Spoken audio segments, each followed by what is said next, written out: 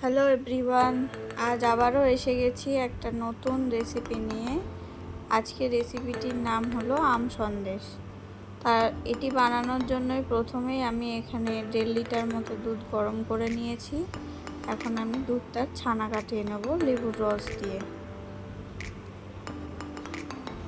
এখানে আমি রসটা ঢেলে দিলাম। এখন আমরা কিছুটা আম নিয়ে নিয়েছি।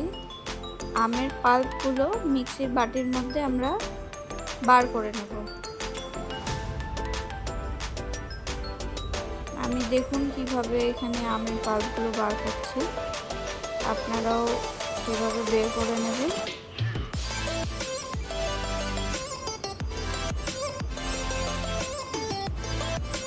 আমের পাল্পটা বার করা হয়ে গেলে আমি এখানে মিক্সার গ্রাইন্ডারে গ্রাইন্ড করে নেব।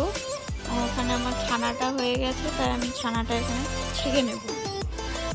ছানাটা ছাঁকা হয়ে গেলে হাত দিয়ে ভালো করে স্ম্যাশ করে ছানাটাকে সরিয়ে রাখবো। এরপর একটা প্যান গরম করে তার মধ্যে আমের পাল্পটাকে দিয়ে আমের পাল্পটাকে আমরা ভালো মতন জাল দেব। ভালো মতো জাল হয়ে আসলে আমরা এই পাল্পের মধ্যে কিছুটা গুঁড়ো দুধ দিয়ে দেব এবং ভালো করে মিশিয়ে নেব। গ্যাসের ফ্লেমটা লো রেখে আমাকে ভালো করে আমের সঙ্গে এই মিশ্রণটা মিশিয়ে নিতে হবে। এরপর আমি ওখানে যে ছানাটাকে স্ম্যাশ করে রেখেছিলাম সেটা এখানে অ্যাড করে দিলাম। আপনারা স্বাদ মতো একটু মিষ্টিও অ্যাড করবেন।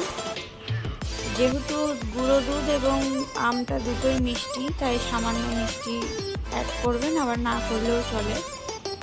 ভালো করে ছানাটা মিক্স করে নিয়েছি।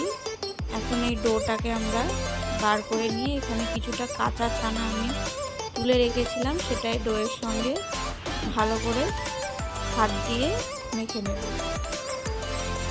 মাখা হয়ে গেলে প্লেটে কিছুটা গুঁড়ো দুধ নিয়ে নিয়েছি এবং আপনাদের ইচ্ছে মতো শেপ দিয়ে গুঁড়ো দুধের উপরে এইভাবে বলটাকে মাখিয়ে নিয়ে উপর থেকে একটা কাজু দিয়ে দিলে তৈরি আমাদের আম মিষ্টি। আপনারা নিজেদের ইচ্ছে মতন শেপ দিতে পারেন।